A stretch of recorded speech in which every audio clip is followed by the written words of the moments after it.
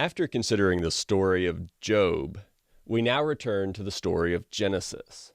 And when we left the book, we had seen that the Bible story was going to focus on Noah's son Shem after the flood. Remember, we talked about the spread of sin and how God had sent the flood, and then we talked about this one who was called Shem, one of Noah's three sons, and that God was going to tell the story particularly focusing on the line of Shem.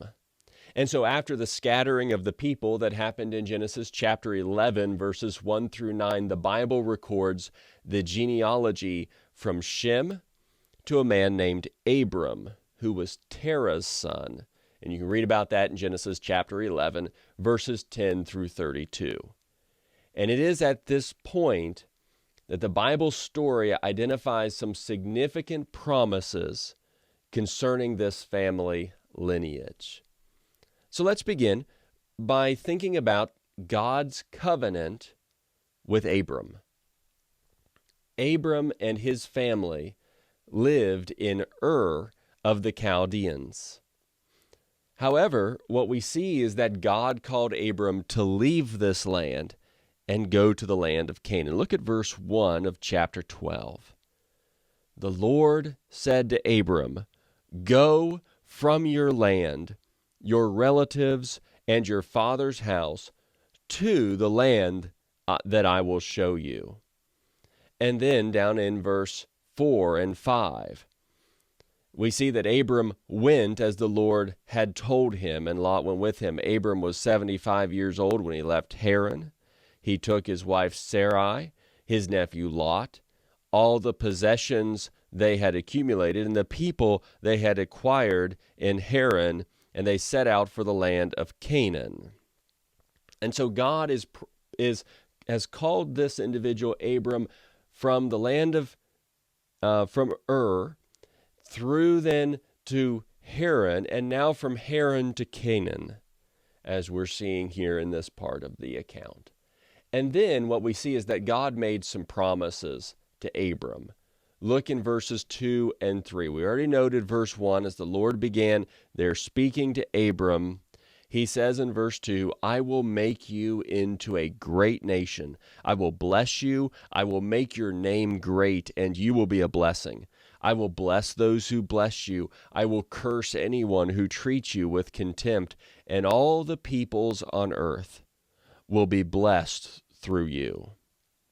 And then verse 7, the Lord appeared to Abram and said, "To your offspring I will give this land," as they had come then to Canaan. "I will give this land." So he built an altar there to the Lord who had appeared to him. And so God made these three promises in particular. Now in addition to the blessings that were promised to Abraham, we see these three promises are particularly noteworthy in the development of the Bible story.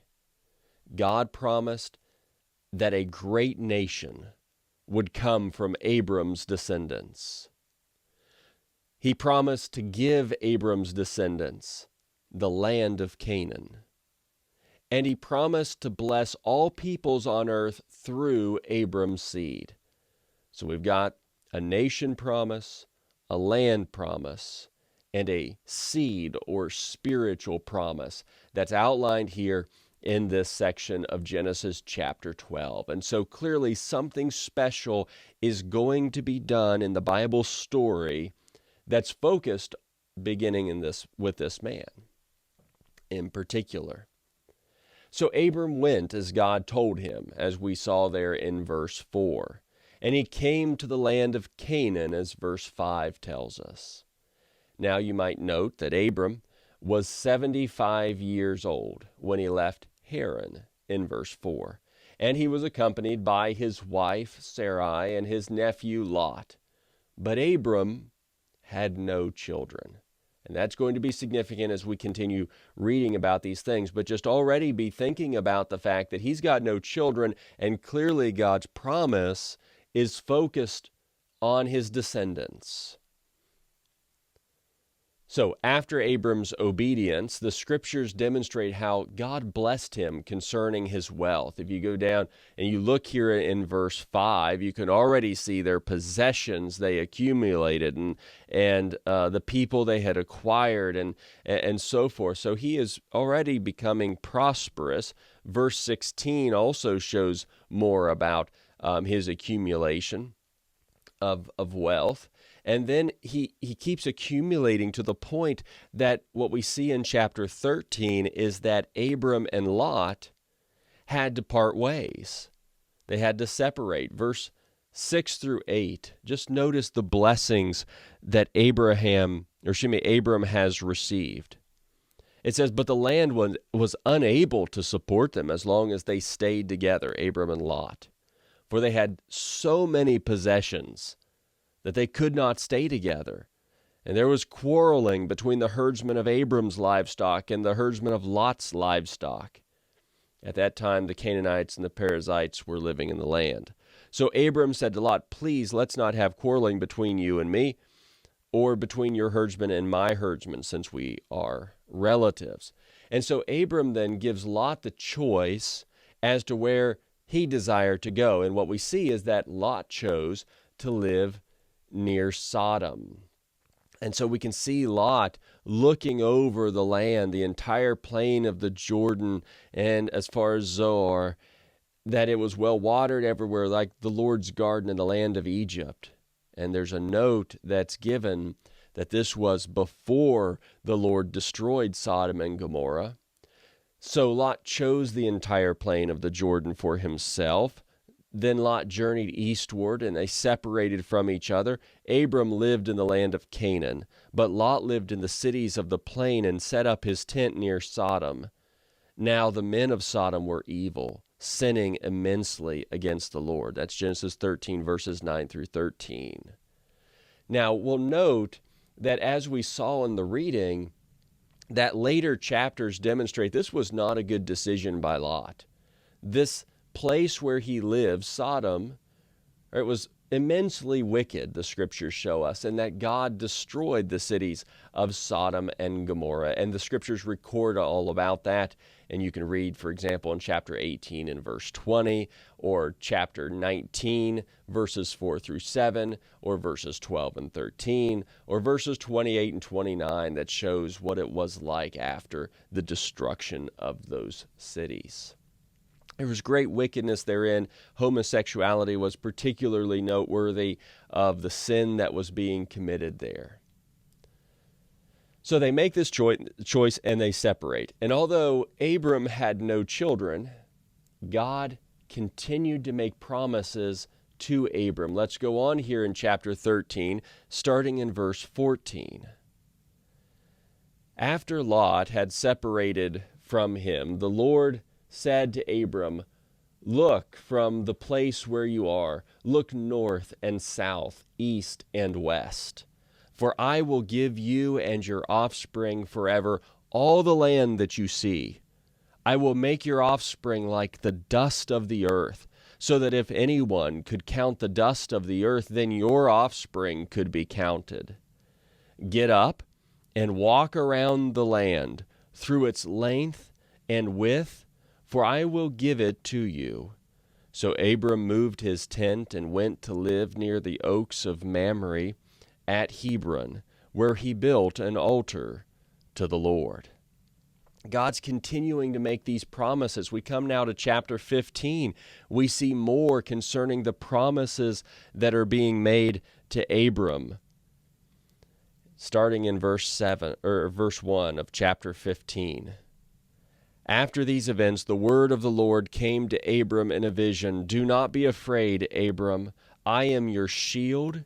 Your reward will be very great. But Abram said, Lord God, what can you give me, since I am childless, and the heir of my house is Eleazar of Damascus? Abram continued, Look, you have given me no offspring, so a slave born in my house will be my heir. Now the word of the Lord came to him, This one will not be your heir. Instead, one who comes from your own body will be your heir. He took him outside and said, "Look at the sky and count the stars, if you are able to count them." Then he said to him, "Your offspring will be that numerous." Abram believed the Lord, and he credited to him as righteousness.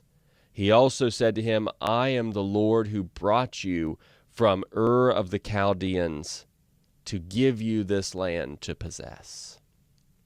Again, you've got promises that God has been making to Abram that he realizes is focused on he's got to have children, and he's got to have someone who comes from him. And Abram is obviously kind of confused and thinking about the fact that I don't have an heir.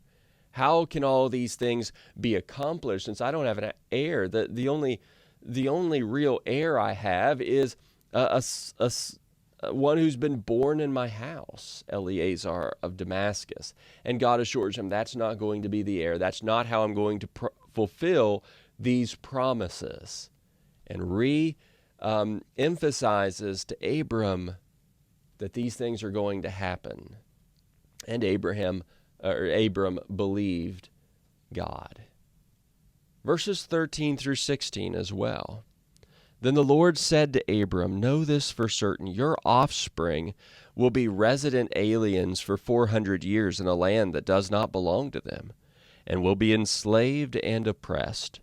However, I will judge the nation they serve, and afterward they will go out with many possessions. But you will go to your ancestors in peace, and be buried at a good old age. In the 4th generation they will return here, for the iniquity of the Amorites has not yet reached its full measure." So God's working all of these things out, and he foretells some things that are going to happen concerning the descendants of Abram. But they're going to come back to this land. And God's working things out in his timing, it shows. But there is going to be one come from Abram's body, Abram's own seed, that's going to be the one God's going to fulfill these promises through. However, what we see is that Sarai presented her slave, Hagar, to Abram as a wife to have children by her in chapter 16, verses 1 through 4. Abram's wife Sarai had not borne any children for him, but she owned an Egyptian slave named Hagar. Sarai said to Abram, "Since the Lord has prevented me from bearing children, go to my slave. Perhaps through her I can build a family." And Abram agreed to what Sarai said. So Abram's wife Sarai took Hagar, her Egyptian slave, and gave her to her husband Abram as a wife for him. This happened after Abram had lived in the land of Canaan 10 years. He slept with Hagar, and she became pregnant. When she saw that she was pregnant, her mistress became contemptible to her. So they kind of take matters into their own hands, so to speak, and here's this situation. Since Sarai is not able to have children by this point, she gives her slave Hagar to Abram. And of course, then she does conceive and gives birth to this child when Abram, according to verse 16, was 86 years old, and the son's name is Ishmael. So Abram was 86 years old when Hagar bore Ishmael to Abram.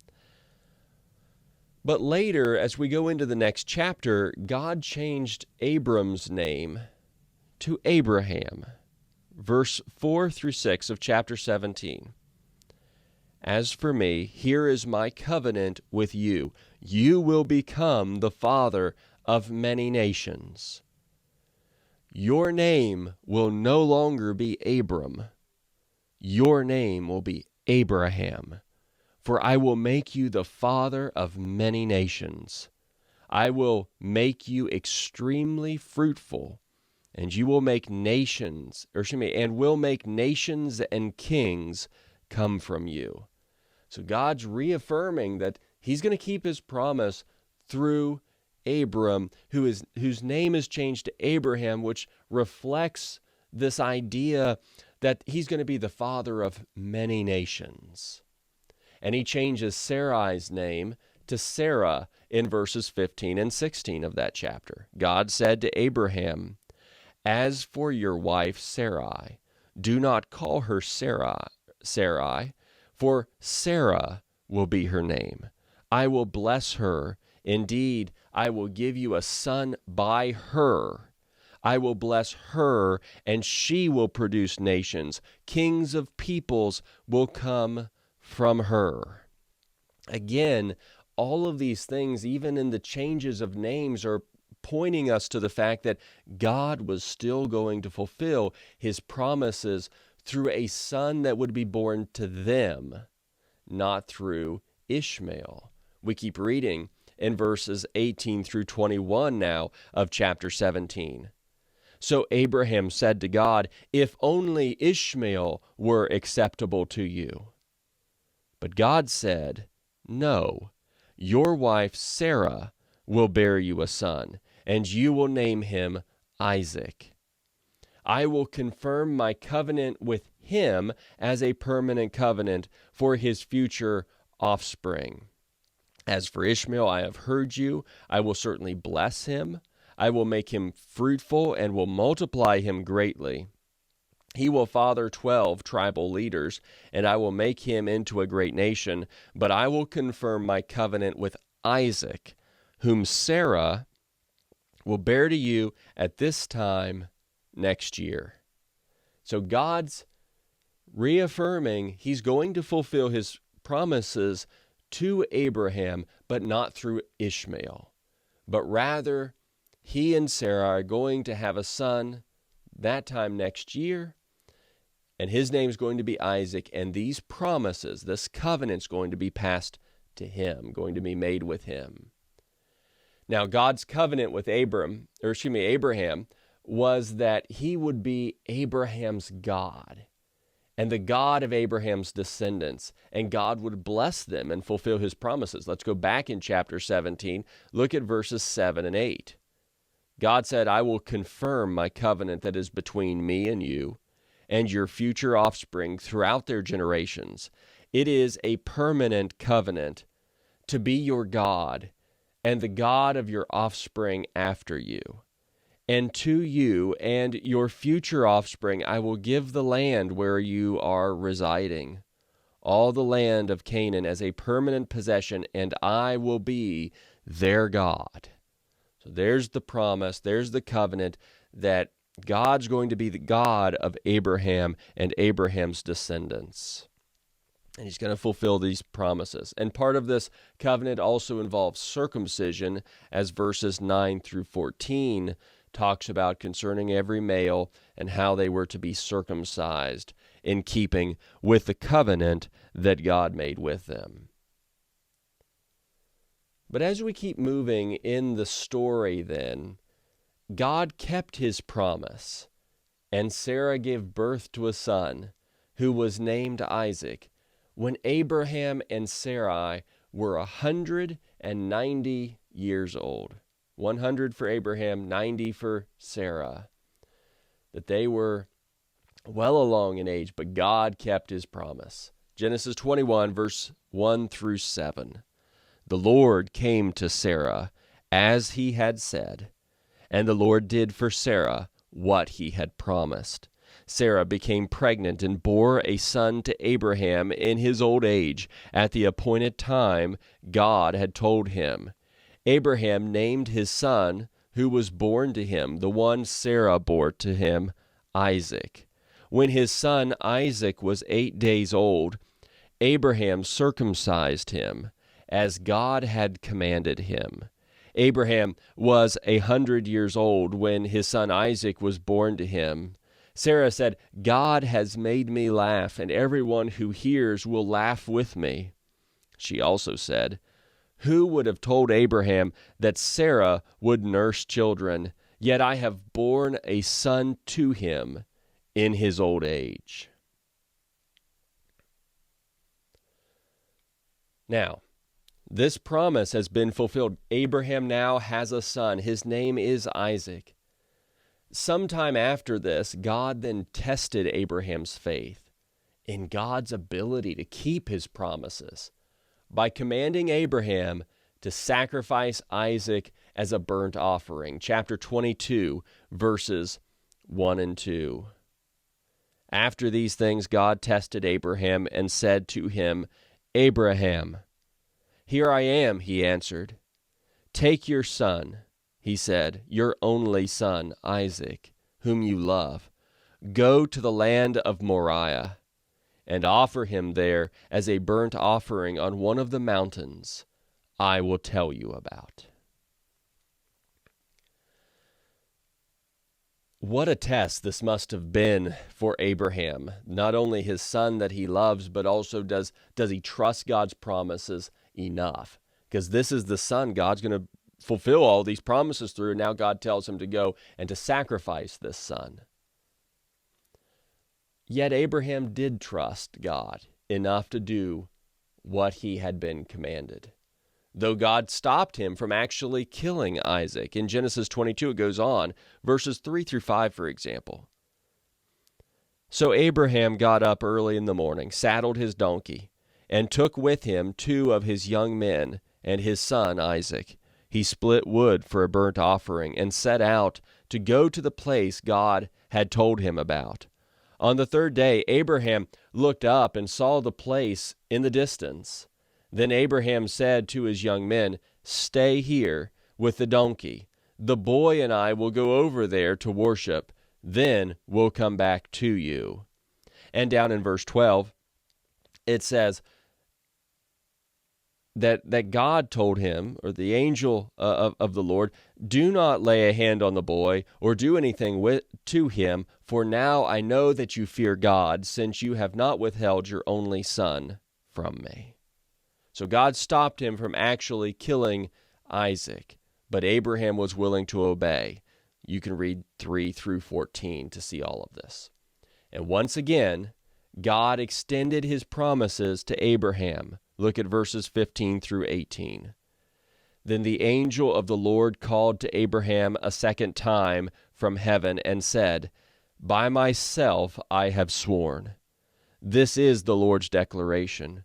Because you have done this thing and have not withheld your only son, I will indeed bless you and make your offspring as numerous as the stars of the sky and the sand on the seashore.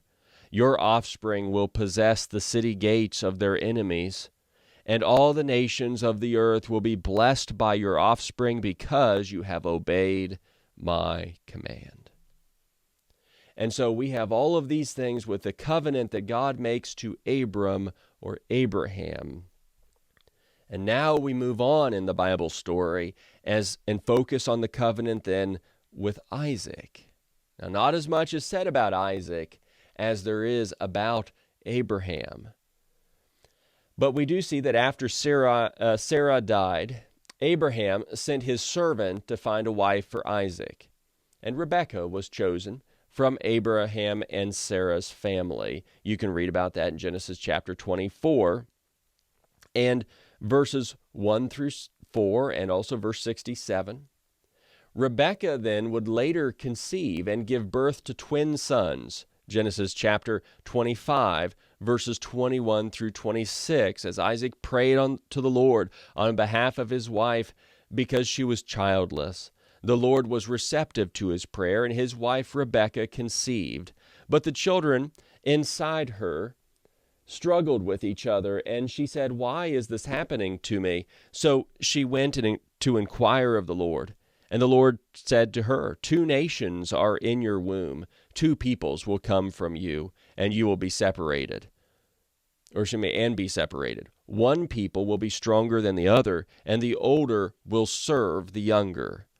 When her time came to give birth, there were indeed twins in her womb.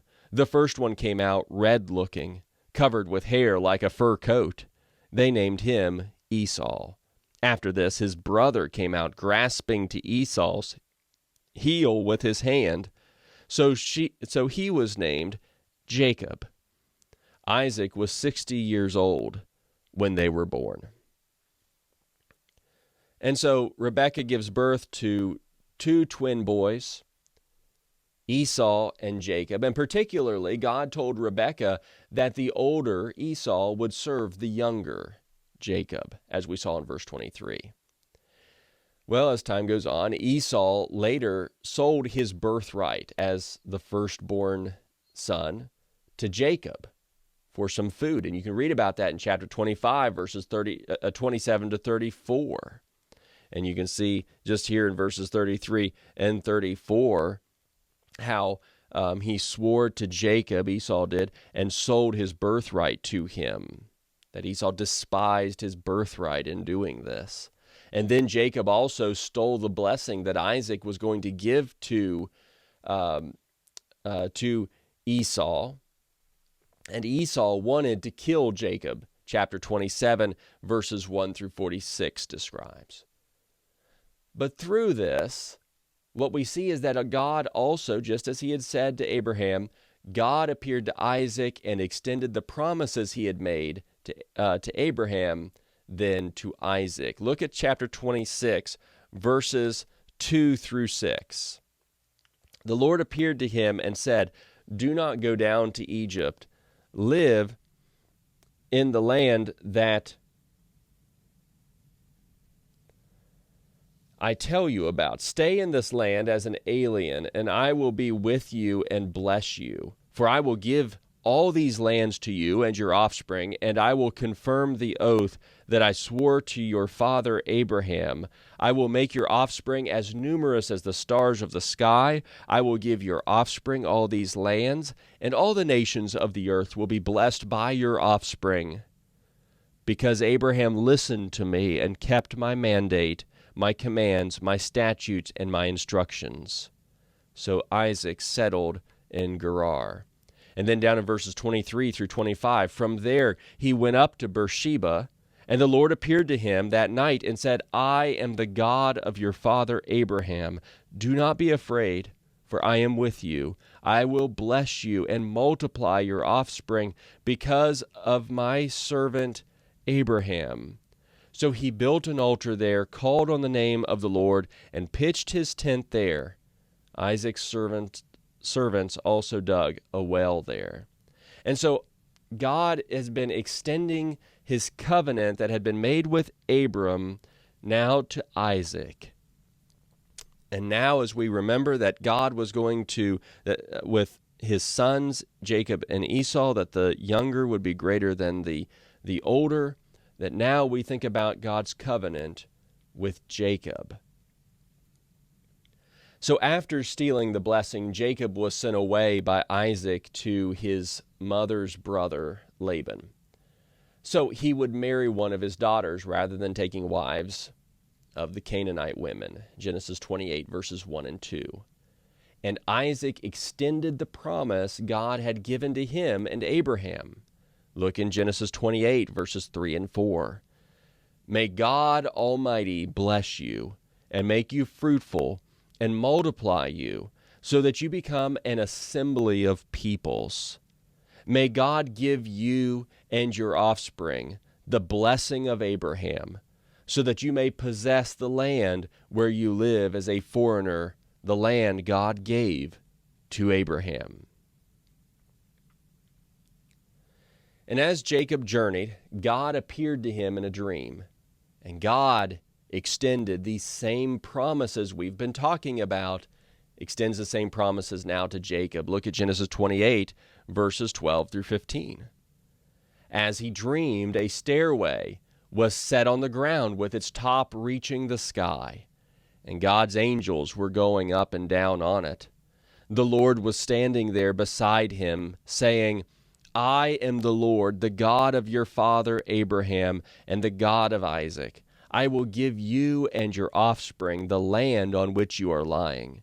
Your offspring will be like the dust of the earth, and you will spread out toward the west, the east, the north, and the south. All the peoples on earth will be blessed through you and your offspring. Look, I am with you and will watch over you wherever you go. I will bring you back to this land, for I will not leave you until I have done what I have promised you." Again, you've got these same promises. You've got the nation promise, you've got the land promise, and you've got the spiritual promise or the seed promise as well. And all of these have been extended as we've been watching throughout this lesson.